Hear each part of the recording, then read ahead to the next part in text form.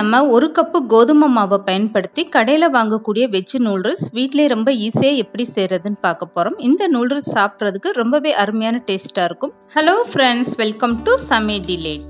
First இந்த noodles செய்கிறதுக்காக 1 cup அளவுக்கு கோதுமை மாவு எடுத்து ஒரு அகலமான பாத்திரத்தில் சேர்த்துக்கோங்க. இது கூடவே 1/4 ஸ்பூன் அளவுக்கு உப்பு சேர்த்துட்டு 1/4 ஸ்பூன் அளவுக்கு மஞ்சத்தூள் சேர்த்துக்கோங்க. இப்போ இந்த மாவு பிசைகிறதுக்காக தண்ணி வெதுவெதுப்பான சூடு பண்ணி எடுத்துக்கோங்க. பச்சை தண்ணி ஊற்றி மாவு பிசையக்கூடாது. வெதுன்னு சூடான தண்ணியை வச்சுட்டு தான் மாவு பிசையணும். மாவு பிசைகிறதுக்கு முன்னாடி ஒரு டைம் கையை வச்சு இந்த மாவை நல்லா மிக்ஸ் பண்ணி விட்டுருங்க. அதுக்கப்புறமா கொஞ்சமாக தண்ணி சேர்த்துட்டு மாவு பிசைஞ்சு எடுத்துக்கோங்க. நம்ம நார்மலாக எப்படி சப்பாத்திக்கெல்லாம் மாவு பிசைவோமோ அந்த மாதிரி கெட்டியாக பிசையாமல் கொஞ்சம் தளர்வாகவே மாவு பிசைஞ்சுக்கோங்க. அப்படி இருந்தால் தான் உங்களுக்கு முறுக்கு குழாயில் மாவு சேர்த்துட்டு பிழியும் போது கொஞ்சம் ஈஸியாக இருக்கும். இப்போ மாவில் தண்ணி சேர்த்து பிசைஞ்சாச்சு. இது கூடவே 1 ஸ்பூன் அளவுக்கு சமையல் எண்ணெய் சேர்த்துட்டு இந்த மாவை நல்லா பிசைஞ்சு எடுத்து வச்சுக்கோங்க. இப்போ இந்த மாவை பிசைஞ்சிட்டு நான் கையில் எடுத்து காட்டுறேன் பாருங்கள். மாவு எந்த அளவுக்கு நல்லா தளர்வாக இருக்குன்னு. கையில் தொட்டு பார்க்கும்போது இந்த மாதிரி கையில் ஒட்டணும். இப்படி தளர்வாக பிசைஞ்சு வச்சுக்கிட்டிங்கன்னா தான் உங்களுக்கு முறுக்கு குழாயில் மாவு சேர்த்து பிழிஞ்சு விடுறதுக்கு ரொம்ப ஈஸியாக இருக்கும். இப்போ ஒரு அகலமான பாத்திரத்தில் 2 கிளாஸ் அளவுக்கு தண்ணி சேர்த்துக்கோங்க. இந்த தண்ணி நல்லா சூடாகி வரட்டும். நான் நூடுல்ஸ் பிழிஞ்சு விடுறதுக்காக இந்த மாதிரி அச்சு எடுத்திருக்கேன். இப்போ இந்த அச்சை முறுக்கு குழாயில் சேர்த்து இந்த மாதிரி ரெடி பண்ணி எடுத்து வச்சுக்கோங்க. இதுக்கப்புறமா நம்ம தயார் பண்ணி வச்சுருக்க மாவுலேருந்து கொஞ்சமாக எடுத்து இந்த முறுக்கு குழாயில் சேர்த்துக்கோங்க. தண்ணி கொதிக்கிற ஸ்டேஜ் இருக்கக்கூடாதுங்க. இந்த தண்ணி நல்லா ஆவி வர ஸ்டேஜில் நீங்கள் இந்த மாதிரி முறுக்கு குழாயில் மாவு சேர்த்துட்டு நூடுல்ஸ் பிழிஞ்சு விடுங்க. ஸ்டவ்வை மீடியமாகவே வச்சுக்கோங்க. தண்ணி நல்லா சூடாக இருக்கணும். இப்படி சூடான தண்ணியில் நீங்கள் மாவை பிழிஞ்சு விடும்போது தான் மாவு உங்களுக்கு தண்ணியோட கரையாமல் இருக்கும். அதனால் தண்ணி நல்லா சூடாக வச்சுட்டு அதுக்கப்புறமா நீங்கள் மாவு இந்த மாதிரி பிழிஞ்சு விட்டுக்கோங்க. மாவு பிழிஞ்சு விட்டதுமே ஸ்டவ்வை நல்லா ஃபுல்லாக வச்சுட்டு இந்த நூடுல்ஸை கொதிக்க விட்டுருங்க. 2 நிமிஷம் மட்டும் நல்லா மலன்னு கொதிக்க விட்டுருங்க. மாவு பிழிஞ்சதும் உடனே நீங்கள் கரண்டி போட்டு கிளறி விடக்கூடாதுங்க.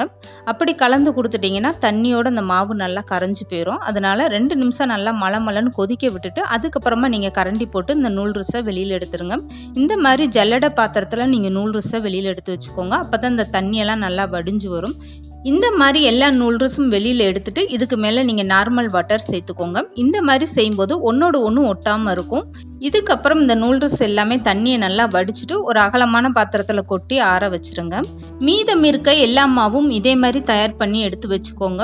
இதுக்கப்புறம் எப்படி வெஜ் நூடுல்ஸ் தயார் பண்ணுறதுன்னு பார்த்துடலாம். இதுக்காக ஒரு அகலமான பாத்திரத்தில் 2 ஸ்பூன் அளவுக்கு எண்ணெய் சேர்த்துக்கோங்க. எண்ணெய் நல்லா சூடானதுமே கட் பண்ண பூண்டுலேருந்து 2 ஸ்பூன் சேர்த்துக்கோங்க. நல்லா பொடிசாக கட் பண்ணிட்டு சேர்த்துக்கோங்க.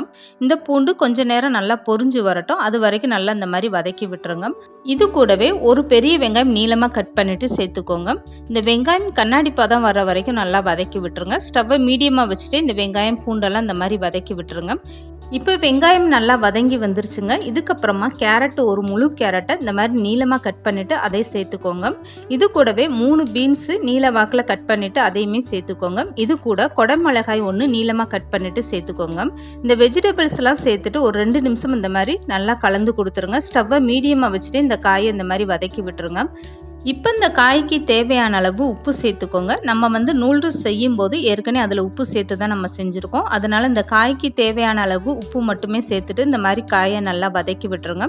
ஒரு 2 நிமிஷம் மட்டும் இந்த காய் நல்லா வதங்கினா போதுங்க. அதிக டைம் வேக விட வேண்டாம்.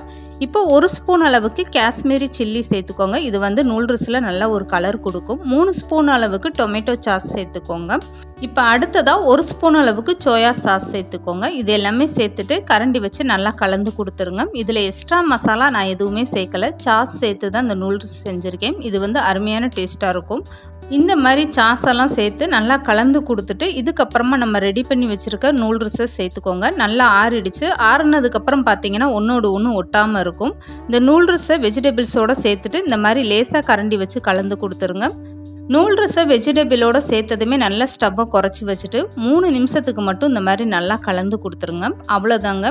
ரொம்பவே சூப்பராக நம்மளோட வெஜ் நூடுல்ஸ் தயாராகிடுச்சு பாருங்கள். இந்த மாதிரி நல்லா கலந்து கொடுத்துட்டு இதுக்கப்புறம் ஸ்டவ்வை ஆஃப் பண்ணிவிட்டு இதுக்கு மேலே கொஞ்சமாக கட் பண்ண கொத்தமல்லி தூவிக்கோங்க.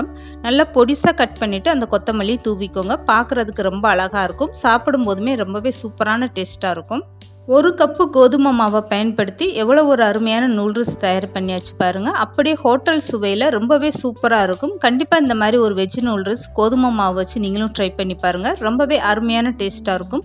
இந்த நூல்ரஸை பார்க்கும்போதே எவ்வளோ ஒரு கலர்ஃபுல்லாக ரொம்பவே சூப்பராக வந்திருக்கு பாருங்கள். அப்படியே ஹோட்டலில் வாங்கின வெஜ் நூல்ரஸ் மாதிரி பார்க்குறதுக்கு அவ்வளோ ஒரு அருமையாக இருக்குது. சாப்பிடும்போதே ரொம்பவே சூப்பரான டேஸ்ட்டாக இருந்துச்சு. இந்த மாதிரி ஒரு வெஜ் நூல்ரஸ் நீங்களும் ட்ரை பண்ணி பாருங்கள். இந்த வீடியோ பிடிச்சிருந்தா லைக் பண்ணுங்கள், ஷேர் பண்ணுங்கள், மறக்காமல் சமையல் டிலேட் சேனல் சப்ஸ்கிரைப் பண்ணுங்கள்.